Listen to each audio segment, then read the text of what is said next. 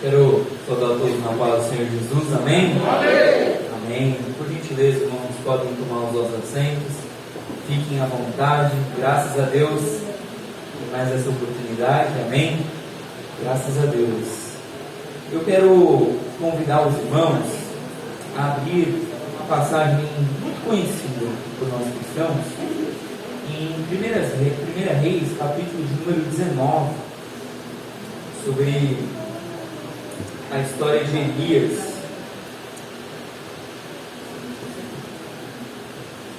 Primeira Reis, capítulo de número 19.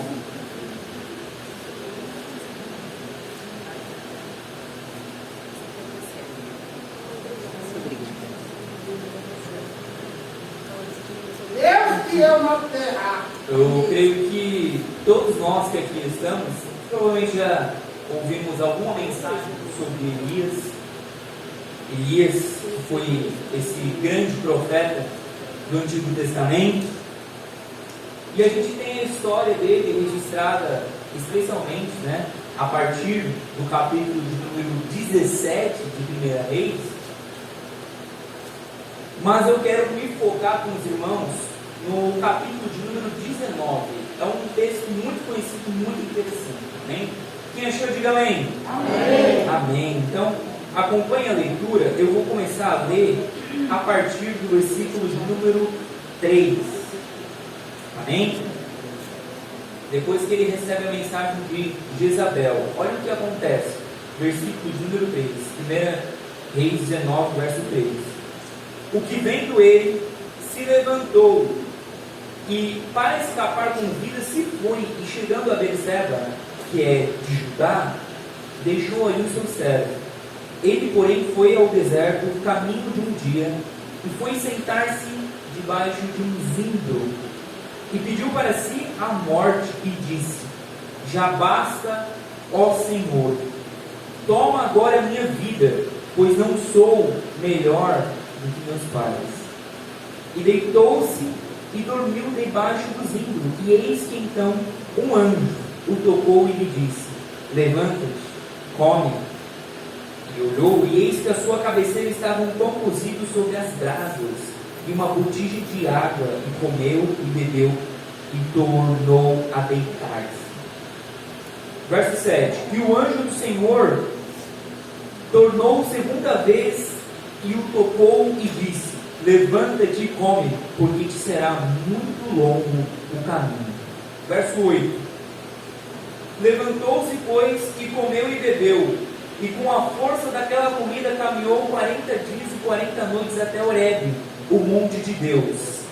E ali entrou numa caverna e passou ali a noite, e eis que a palavra do Senhor veio a ele e lhe disse: que fazes aqui, Elias? E ele disse: tenho sido muito zeloso pelo Senhor Deus dos exércitos, porque os filhos de Israel deixaram a tua aliança, derrubaram os teus altares e mataram os teus profetas à espada, e só eu fiquei, e buscam a minha vida para me atirarem. E Deus lhe disse: sai para fora e põe-te neste monte perante o Senhor. E eis que passava um vento forte que fendia os montes e quebrava as penhas diante do Senhor, porém o Senhor não estava no vento. E depois do vento um terremoto, também o Senhor não estava no terremoto.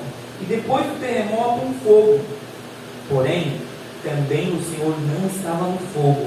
E depois do fogo uma voz mansa e delicada.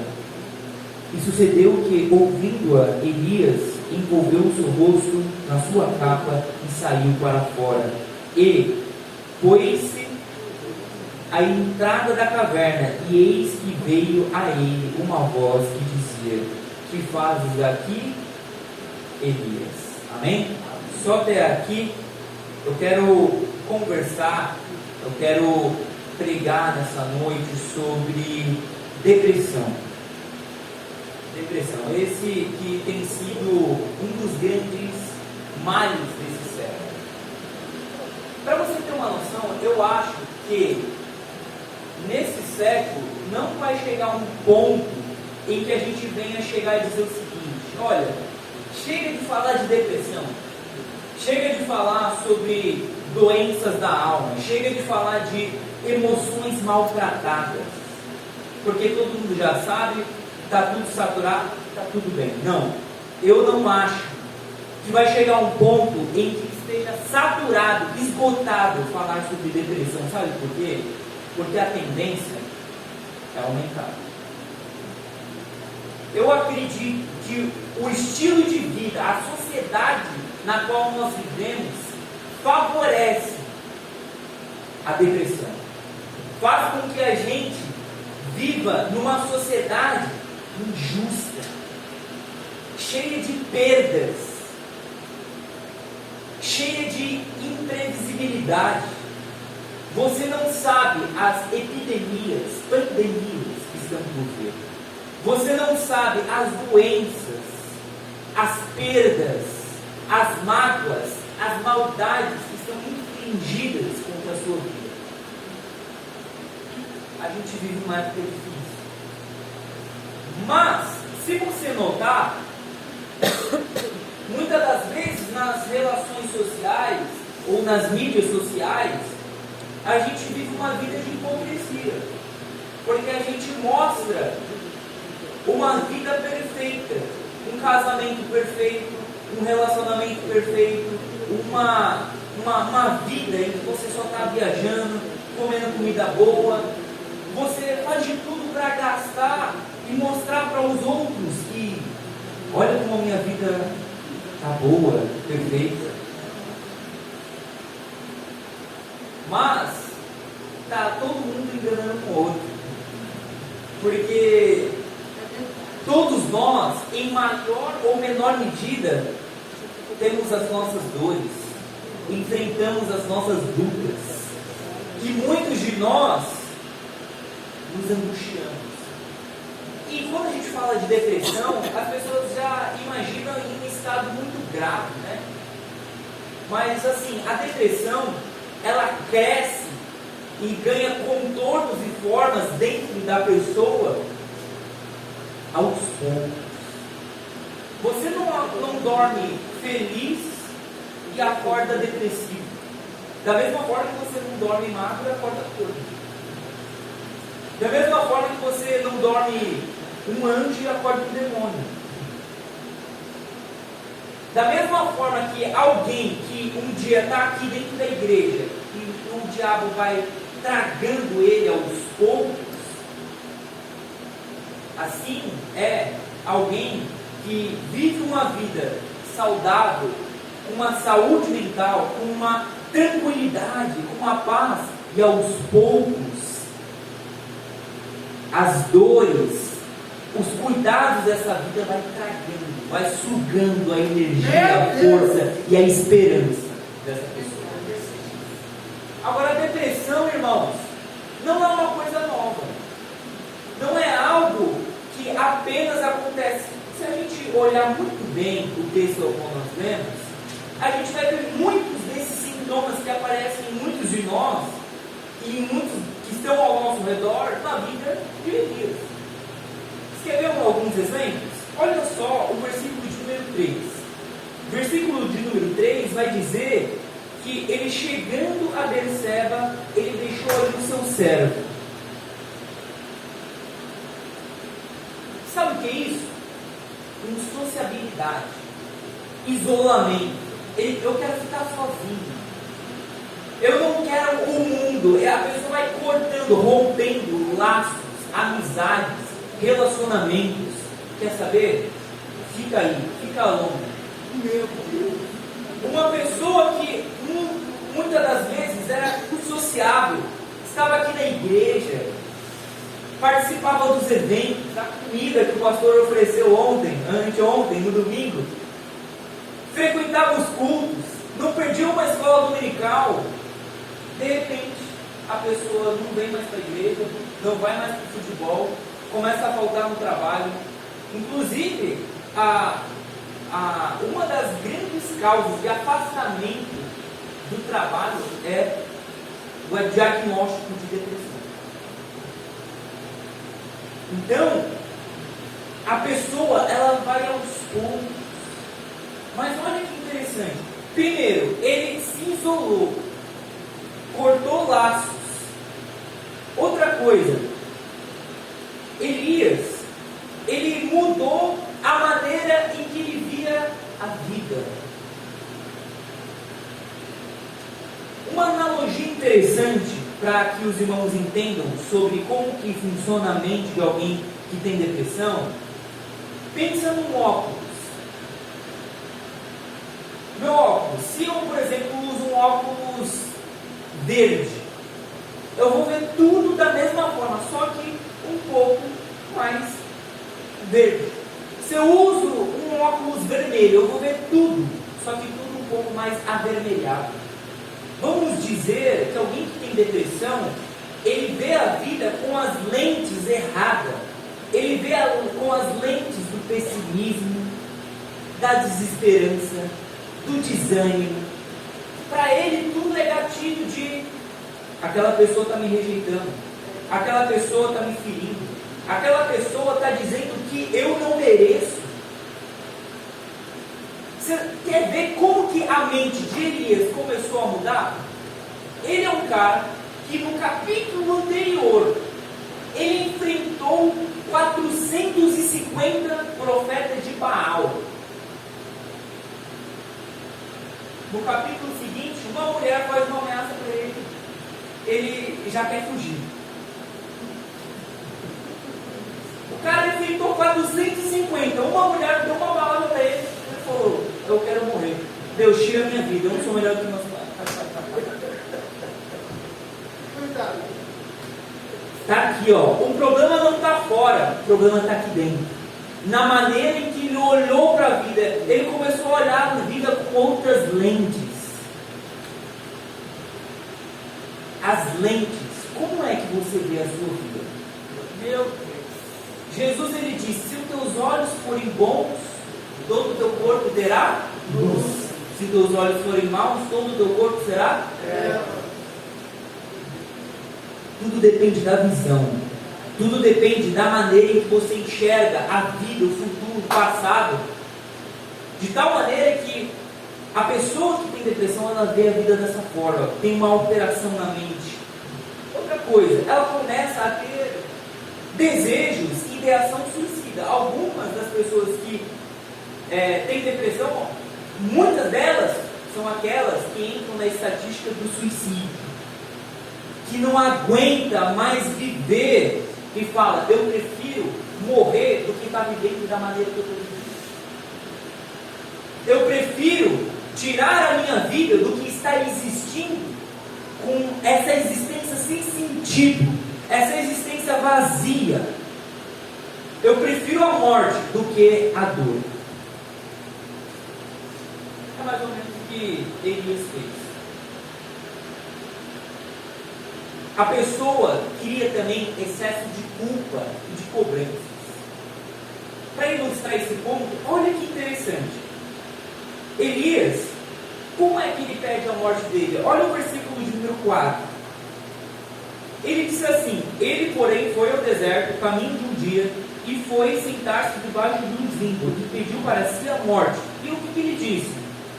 Já basta, ó Senhor, toma agora a minha vida, pois não sou melhor do que os meus pais. A pergunta é: quem disse que ele teria que ser melhor que os pais dele? Quem estava exigindo isso dele? É verdade, perfeitamente. Mas a pessoa que tem depressão, ela começa a se autocobrar, a se culpar. Meu Deus, eu não sou perfeito, eu não sou isso, eu sou insuficiente, tudo que eu faço dá errado. Eu sou uma desonra para minha família. Tudo que eu faço, eu me frustro. Eu sou um frustrado, eu sou um insuficiente. Eu não mereço amor, eu não mereço perdão, eu não mereço nada. Por quê? Porque eu não sou bom. Sentimentos ruins. Agora, a pergunta que eu quero responder é a seguinte: muitos de nós aqui dentro da igreja não conseguimos relacionar depressão e ser cristão. Nós muitas vezes acreditamos que um verdadeiro cristão não passa por depressão. Aí a pergunta que eu faço para você que acredita nisso é: então você é melhor que Elias?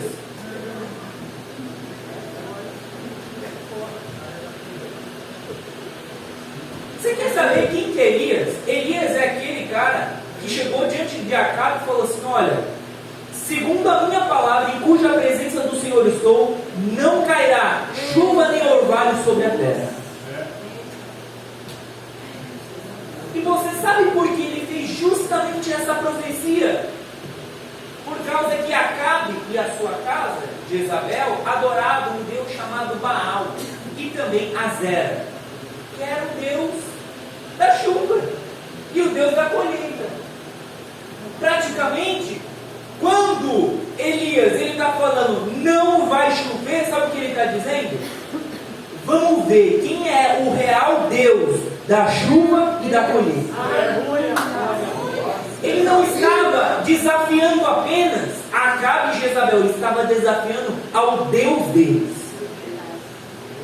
O verdadeiro Deus não vai fazer chuva, vai fazer com que não chova mais. Nem orvalho, nem uma...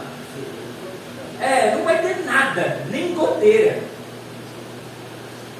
Você quer ver outro exemplo? Esse cara é o cara que no capítulo anterior, ele fala assim: Deus, responde com fogo. Ele ora e fogo cai do céu.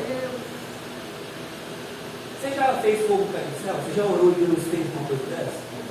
Então, Elias é o cara que orou e fogo caiu do céu. E a pergunta é: você acha que você é mais santo que Elias? Você quer ver um exemplo do Novo Testamento? O apóstolo Paulo, ele conta em 2 Coríntios capítulo 1, versículo 8, de muitos combates, de muitos conflitos que ele teve quando estava em Éfeso. E quando chega no versículo 8, ele diz assim: quase que da vida nos desesperamos. Pronto, não tem mais esperança. Só que olha o que ele diz no versículo anterior. Ele diz assim: bendito seja o Deus e Pai de nosso Senhor e Salvador Jesus Cristo, o Pai das misericórdias e o Deus de toda consolação, que nos consola na nossa tribulação, para que possamos consolar os que estiverem em alguma tribulação com a mesma consolação que de Deus mesmo somos consolados. E de que forma Paulo foi consolado por Deus? Por meio de Tito. Quando chega em 2 Coríntios 5, a partir do versículo de número 5, 6, 7, ele diz assim: e Deus que consola os abatidos me enviou a Tito, porque quando chegamos a Éfeso não tivemos descanso algum, por fora combates, por dentro temores.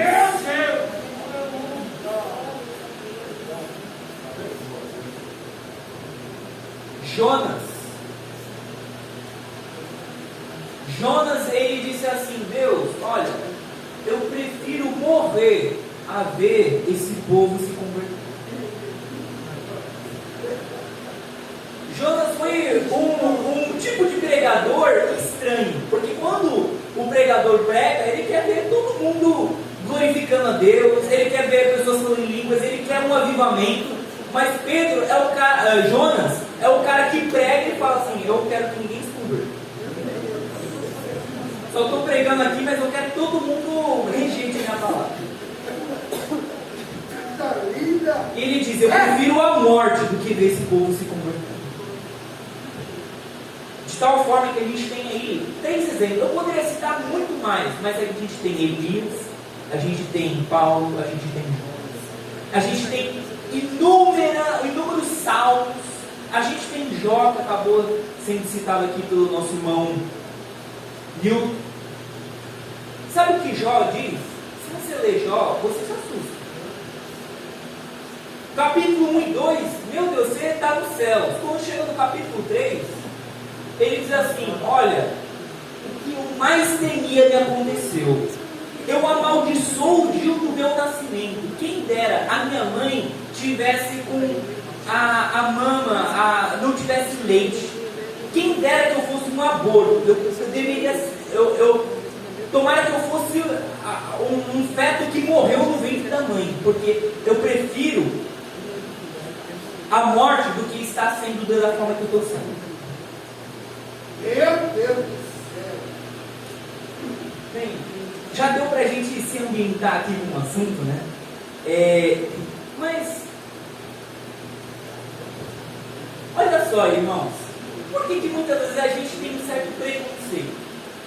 Primeiro que existe o preconceito da sociedade. A sociedade como um todo, a depressão é uma doença, um transtorno, que ele é difícil de ser diagnosticado, porque as pessoas que estão de fora taxam a pessoa como preguiçoso, como vagabundo, como dramático, como só quer chamar atenção. E a pessoa que tem depressão não quer aceitar que tem a depressão. Não quer aceitar ajuda, não quer ouvir ninguém. Então, desses dois âmbitos é difícil. Uma outra coisa que tem dentro de nós agora cristãos é que assim, por que é difícil dentro da igreja muitas das vezes? Porque a depressão e alguns transtornos mentais possuem sintomas espirituais. Vou dar um exemplo. Sintomas espirituais, presta atenção. O que é sintoma espiritual? A pessoa não começa a não ler mais a Bíblia, não frequenta mais os cultos, não tem mais força para orar. O que é isso? É um sintoma espiritual. A pessoa não está mais lendo a Bíblia, não tem força para orar, não canta, não vem para a igreja. É claro que tem gente que não precisa nem ter depressão para não fazer essas coisas, né? Meu Deus. É porque é relapso em sua espiritualidade, né? É uma pessoa que não cuida da sua espiritualidade.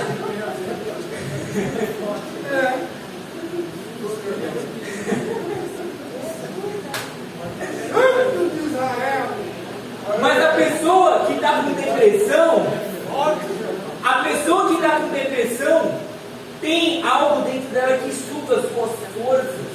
E ela não tem força para vir para a igreja, não tem força para orar. Mas não é porque ela é relapso em sua espiritualidade, mas é porque existe algo dentro dela que incapacita ela de fazer todas essas coisas.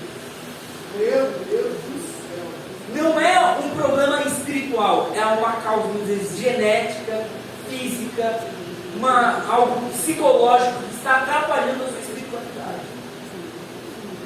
Então, a gente precisa saber como tratar esse tipo de coisa. Agora, vamos dar algumas características da depressão, para os irmãos se ambientarem, porque eu sei que isso é um assunto científico, mas eu estou tentando trazer tanto o científico quanto o bíblico. Por exemplo, existem vários graus de depressão. A depressão pode ser leve, moderada ou grave. Na moderada e grave, já recomenda-se que a pessoa faça uso de antidepressivo. E aqui eu já quero bater num ponto que não tem problema crente usar antidepressivo.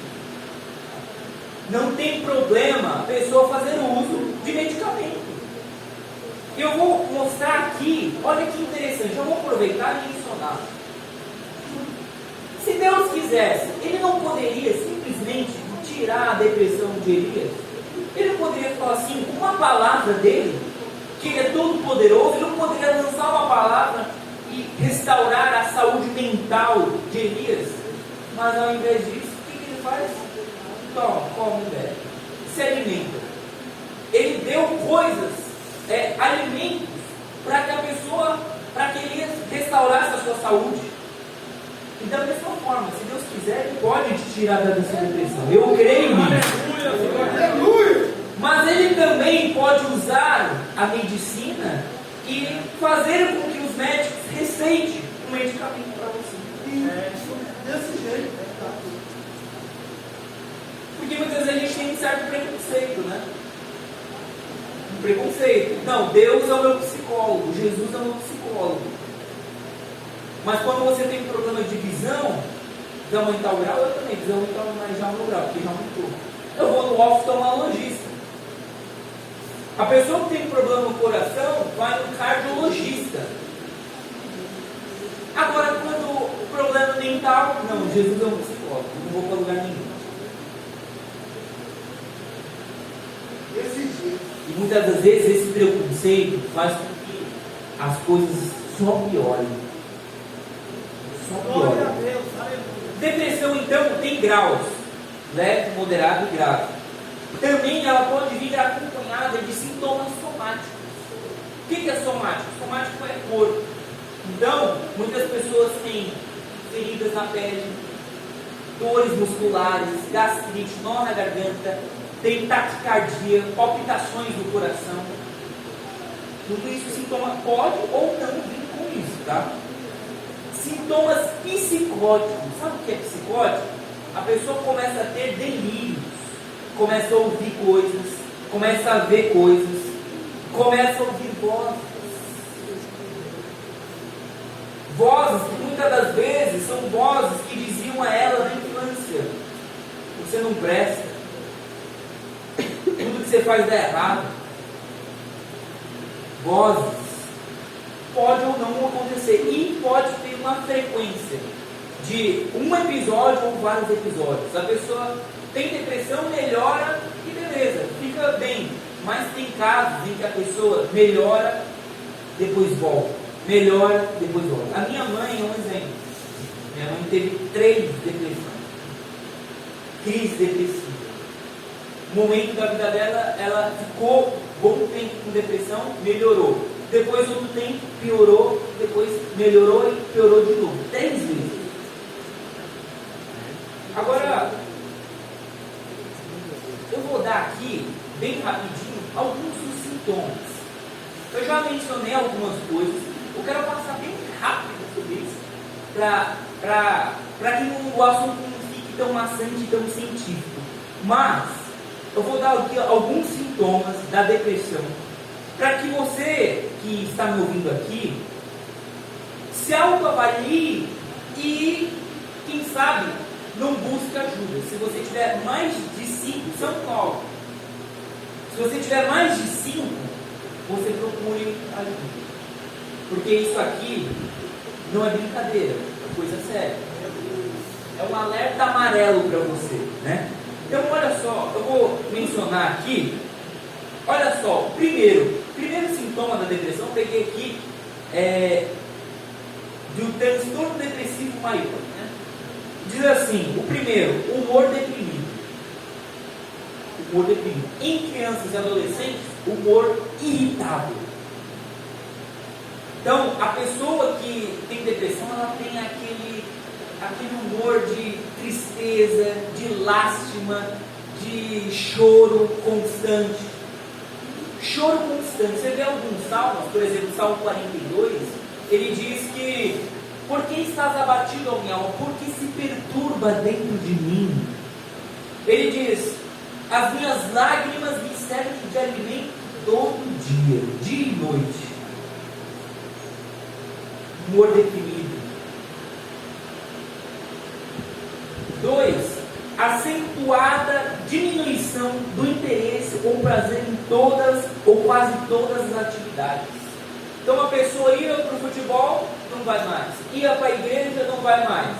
A pessoa que se reunia para ir com as amigas, com os amigos, no shopping, em algum lugar, não tem mais prazer. Ele não tem mais interesse nessas coisas. Vai perdendo interesse, vai se fechando. 3. Perda ou ganho significativo de peso. Algumas pessoas perdem, quando está com depressão, perde o apetite, não quer comer, tem uma diminuição muito grande de peso. E por outro lado, alguns outros casos, a pessoa desconta tudo no alimento e começa a ganhar peso de forma muito acelerada, muito rápido. 4. Insônia ou hipersônia. O que acontece? Alguns casos de depressão, a pessoa ela tem com ela alguns sintomas ansiosos. A ansiedade geralmente é a aceleração, né? A pessoa está acelerada. Na depressão, muitas das vezes, algumas pessoas que têm depressão e sintomas ansiosos, ela não consegue dormir. Ela deita e tem aquela luta com o travesseiro, aquela luta com a cama. Vira para um lado, vira para o outro, não consegue de jeito nenhum. Tem que tomar remédio para dormir. Outras deitam e não conseguem levantar nunca mais. A pessoa não tem força, fica lá prostrada, está ali parada, não consegue, não tem força. Insônia ou hipersônia. 5. Agitação ou retardo psicomotor, quase todos os dias. Ou seja, lentidão. Aquela pessoa, ou ela tem uma lentidão nos movimentos, nas coisas para fazer. A minha mãe, quando eu comecei durante um bom tempo a estudar sobre depressão, eu perguntei para ela como que ela sentia, né? Uma das coisas que ela me disse é que quando ela estava com depressão, ela disse que sentia a perna dela como se pesasse 300 quilos. Essa foi a frase dela. Como se a minha perna fosse pesada, ou seja, lentidão psicomotor nos movimentos, ou agitação excessiva. Estou quase terminando. Fadiga ou perda de energia, quase todos os dias. A pessoa, ela perde energia, não tem força para trabalhar, para estudar, para vir para a igreja, sem força. Olhem isso, irmãos. Sentimento de inutilidade ou culpa excessiva ou inapropriada. Sabe essa ditadura da beleza que a gente tem aí na sociedade? Do padrão perfeito do corpo, do rosto. Muitas das vezes isso faz com que as pessoas que já têm depressão se sintam ainda mais culpadas por não se encaixarem no padrão, se sentirem inúteis, inapropriadas, se sentirem com culpa de eu não mereço amor, eu não posso ser amado, eu sou defeituoso, eu sou frustrado. Os dois últimos, capacidade diminuída para pensar, se concentrar e tomar decisões. A pessoa não consegue tomar decisões às vezes simples. E aqui, calma, mulheres, eu sei que muitas das vezes elas chegam pro marido, né, pro namorado, qual que eu vou? Eu não consegue nem, né, decidir a roupa, vermelho ou preto. Eu não estou falando nesses casos, tá? Mas eu estou falando que muitas das vezes a pessoa que tem depressão não consegue tomar decisões. O que vai comer, não consegue se levantar, não consegue pensar. Pensamentos recorrentes de morte. E aqui entra também o mesmo caso de Elias. Ideação suicida. Quando a gente vai falar sobre suicídio, tem 3. Tem a pessoa que pensa em suicídio, em tirar sua vida. Tem outros que já pensam e tem um plano. Vou tomar remédio, eu vou usar uma arma, eu vou me enforcar, eu vou atravessar na frente de um carro. Ou seja, já tem plano. Pense e tem planos. Tem os meios. Ou seja, tem gente que já tem planos, ideias e tem meios. Mas às vezes, só o fato de já ter ideias, igual Elias, ele não queria tirar sua vida. Mas ele pediu para que Deus tirasse a vida dele. Ou seja, o importante para ele é morrer. Só essas ideias já... Sabe por que isso é ruim? Sabe por que isso já é algo, muitas vezes, doentio? Qual que é o nosso maior instinto? O de sobreviver. Você coloca a mão no fogo, vai tirar imediatamente. Mas a pessoa que está ali, ela começa a flertar com a morte. Ela começa a ver a morte como algo muito bom. E não porque bom vou estar no céu com Jesus, não. É bom porque eu vou sair dessa vida vazia, sem sentido.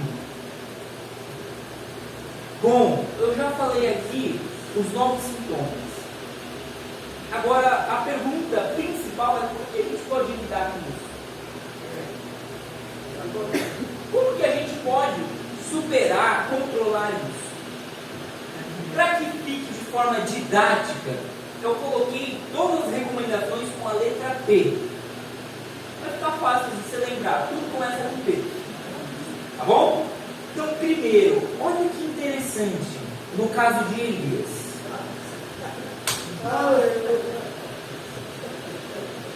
Olha só, olha que interessante, Elias. Vamos pegar o que Deus fez com Elias. A Bíblia diz o seguinte, versículo de número 11, e Deus disse, sai para fora. Ele estava lá na caverna. E aí, olha o que diz. Peraí.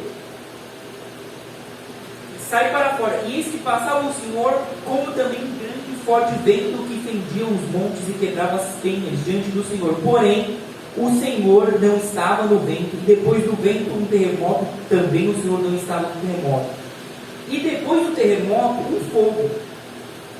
Porém, também o Senhor não estava no fogo. E depois do fogo, uma voz mansa e delicada. E sucedeu que, ouvindo-a, Elias envolveu o seu rosto na sua capa e saiu para fora. E foi-se à entrada da caverna.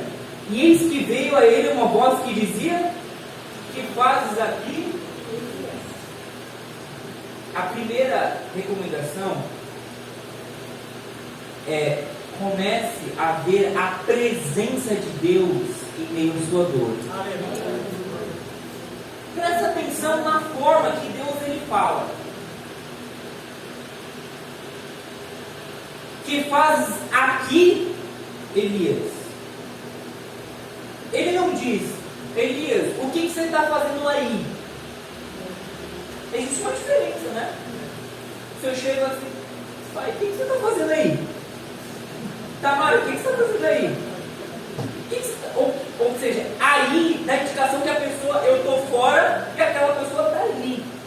Agora, quando Deus diz, o que você está fazendo aqui, Elias? Você está aí na caverna? Pois é, eu estou aqui com você também.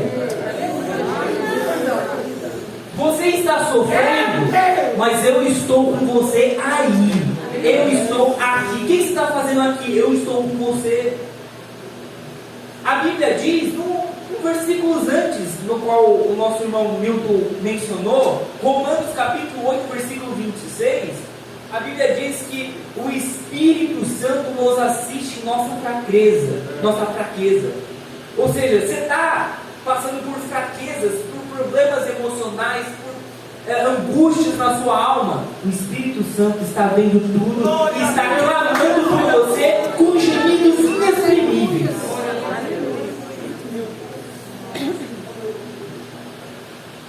A Bíblia diz em Isaías, capítulo de número 43, uma palavra muito conhecida, mas que traz conforto ao nosso coração.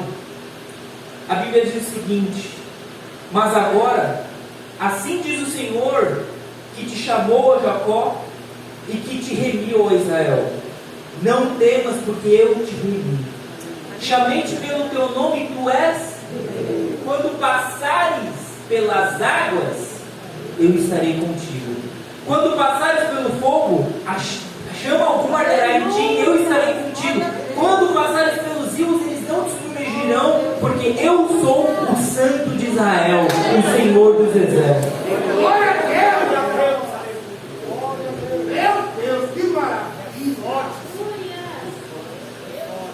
Só que eu sei que a pessoa que está com depressão muitas vezes não tem essa visão. Qual que é a visão? Deus se esqueceu de mim.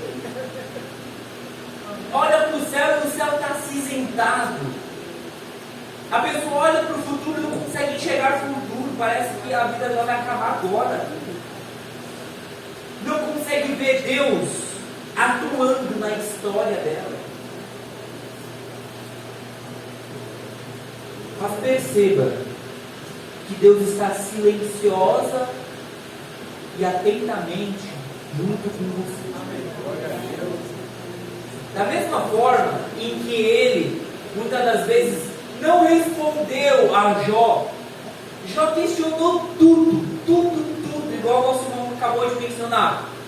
Por que Deus? Por quê? Por quê? Eu não fiz nada. Eu sou inocente. Eu sou justo. Ele foi falando um monte de porquês. E Deus calado, não falava nada. Ele só falou lá no final.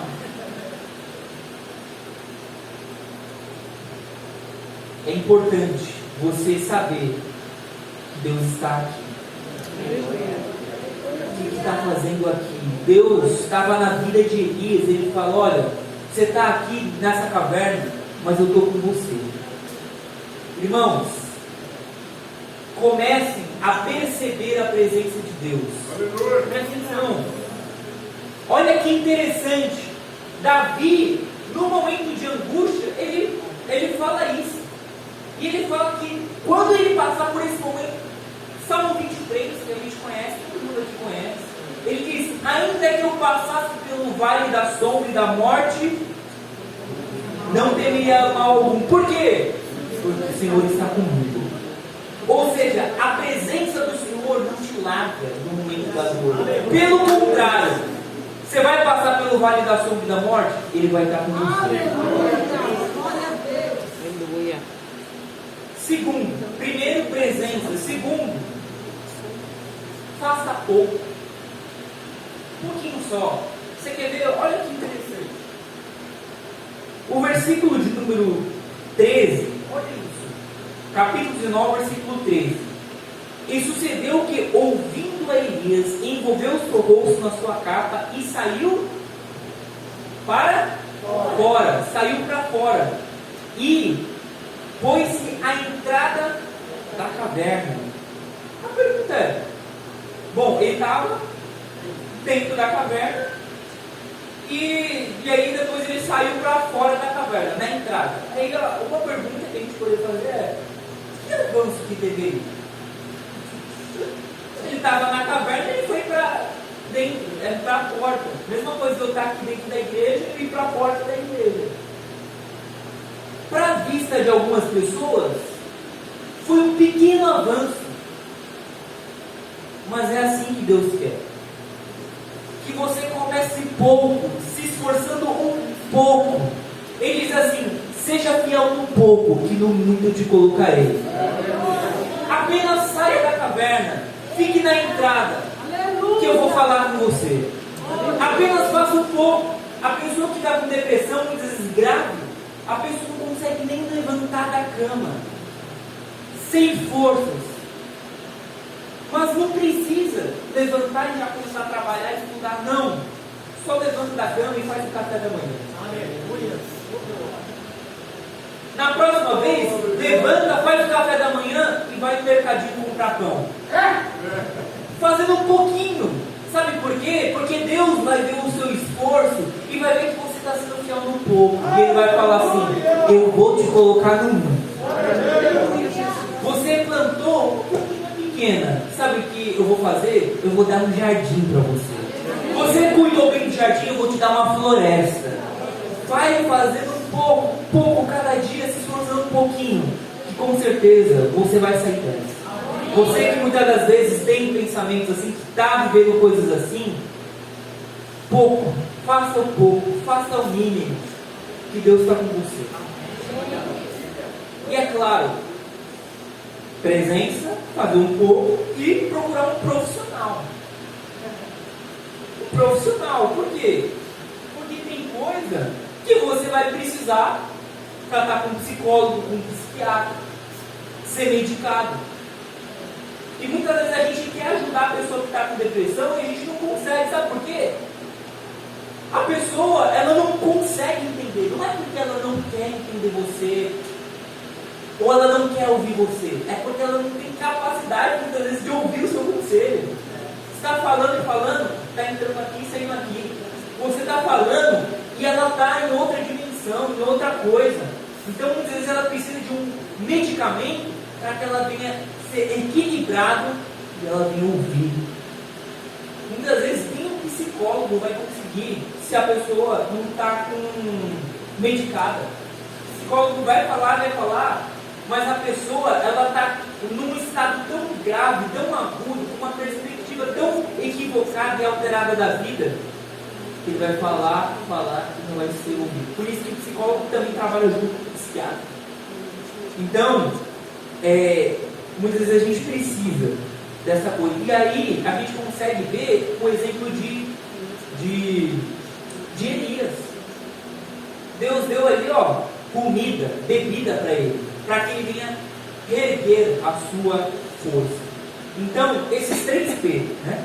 A presença de Deus, começar um pouco e procurar um profissional. Faça essas 3 coisas.